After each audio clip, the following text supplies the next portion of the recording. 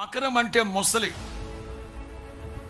ఈ మెత్తగా నడుచుద్దిలే, నోట్లో చేయి పెట్టినా తల పెట్టినా ఏం చేయదులే అనుకుంటుంటాడు ఒక్కొక్కడు అనుకుంటుంటాడు. క్రైస్తవులే కదా, మనం ఏం చెప్పినా వింటారులే గొర్రెలు.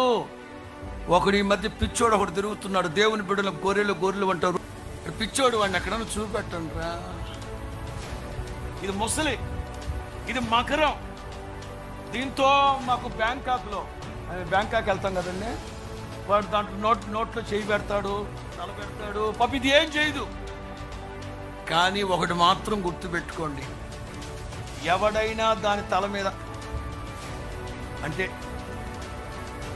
ఇక వీడి బతుకు దినములన్నిట కొరివి తీసి తలగొక్కున్నట్టే. అక్కడే ఉంటాయి ఆ మాటలన్నీ.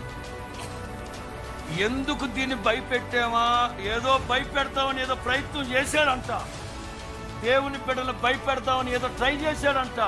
ఇక భయపెట్టాడు బతుకు దినములన్నిట ఎందుకు పెట్టుకున్నాం రా వాడితో, ఏందిరా ఇదే రే, ఏందిరా ఇదే పడిపోద్ది. ఒక్కొక్కడికి క్రైస్తవ్యంతో పెట్టుకుంటే యేసు నామములో చేతగాని వాడు కాదు క్రైస్తవుడు.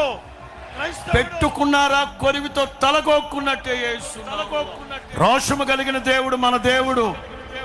ఒకవేళ వాళ్ళు వీళ్ళు వచ్చి మన ఏట్రా మీ ధైర్యమో, నా ప్రభువే మనకు సైన్యం. యేసు నామములో ఎవడైనా మన మీద చేయి పెట్టాడా ఇకంతే. ఆ చేయి పెట్టాడు బతుకు దినములన్నిట అమ్మా ఎందుకు పెట్టుకున్నాను రా వీడితో అల్లాడిపోతాడు. యేసు నామములో. మకరం, మీతో ఎవడైనా పెట్టుకుంటే, నువ్వు యథార్థమైన భక్తి చేస్తే, నీతో ఎవడైనా పెట్టుకుంటే, ఇప్పుడు కాకపోయినా ఆ తర్వాత అయినా, క్షవరమైతే కానీ ఎవరూ తెలియదు అంటగా మహానుభావుడు చెప్పాడులే.